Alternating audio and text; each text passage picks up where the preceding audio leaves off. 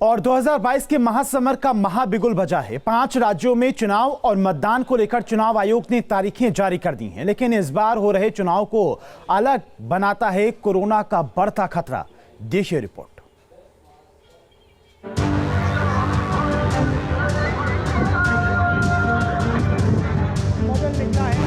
And foremost is the COVID safe election. They will be equipped with all COVID mitigation facilities. So an undertaking will also be taken whenever any rally will be allowed. No road show, no padyatra, no cycle, bike or vehicle rally and any procession. Corona में किस तरह होंगे चुनाव, कैसे रखा जाएगा social distancing का ख्याल, भीड़ जुटने से कैसे रुकेगी, चुनाव कर्मचारियों का क्या होगा। चुनाव से जुड़े ऐसे ही सवाल बार बार सामने आ रहे थे। लोग सोच रहे थे कि बढ़ते कोरोना में चुनाव हो भी पाएंगे या नहीं। इन सब सवालों का जवाब आज चुनाव आयोग ने दे दिया। We strictly followed with each and every person who is involved in the campaign. अब हम आपको एक एक कर बताते हैं कि आखिर कोरोना काल में ये चुनाव किस तरह कराए जाएंगे। क्या है वो ब्लूप्रिंट जिसके जरिए न सिर्फ चुनाव हो जाएगा बल्कि कोरोना फैलने से भी रोकने की हर मुमकिन कोशिश की जाएगी। कोरोना में चुनाव plan number 1।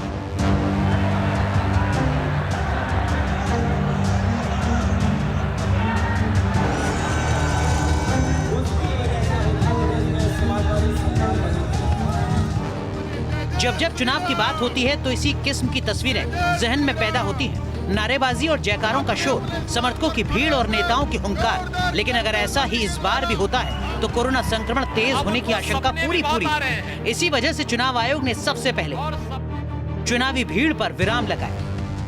No road show, padyatra, cycle, bike vehicle rally and procession shall be allowed till 15th January 2022. Commission shall subsequently review the situation and issue further instructions accordingly. So up to 15th of January, because the situation is dynamic, it is not static. No road show, no padyatra, no cycle, bike or vehicle rally. चुनाव आयोग ने साफ कर दिया कि ना तो बड़ी बड़ी रैलियां होंगी, कोई रोड शो नहीं होगा और ना ही होगी पदयात्रा या फिर बाइक रैली। यह आदेश 15 जनवरी तक लागू रहेगा और अगर कोरोना संक्रमण काबू में आया तो जरूरत के मुताबिक फैसले का रिव्यू किया जाएगा।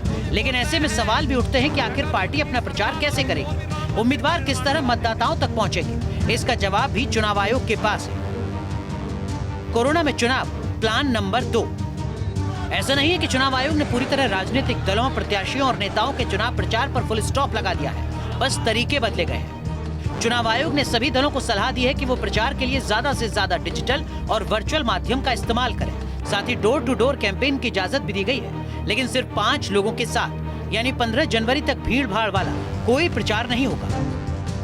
चुनाव आयोग ने एडवाइजरी तो जारी कर दी, लेकिन क्या सभी दल या फिर प्रत्याशी इन नसीहतों को मानेंगे? अगर किसी ने कोरोना प्रोटोकॉल का उल्लंघन करने की कोशिश की तो क्या होगा?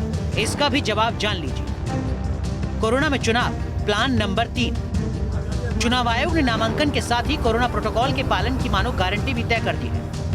Each political party candidate shall have to furnish an undertaking in the application form under Suvidha that it shall abide by all the extant instructions, guidelines in this regard.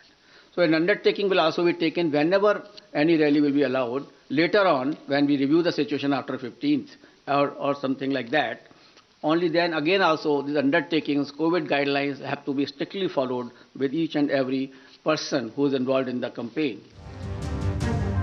चुनाव आयोग ने न सिर्फ कोविड प्रोटोकॉल तय किया, बल्कि ये भी सुनिश्चित किया कि कोई भी प्रत्याशी, दल या गुट इसका उल्लंघन न कर पाए और अगर ऐसा किया तो सख्त कार्रवाई का भी दम भरा गया। यानी वोट के लालच में चाहकर भी कोई कोविड प्रोटोकॉल को तोड़ नहीं पाएगा।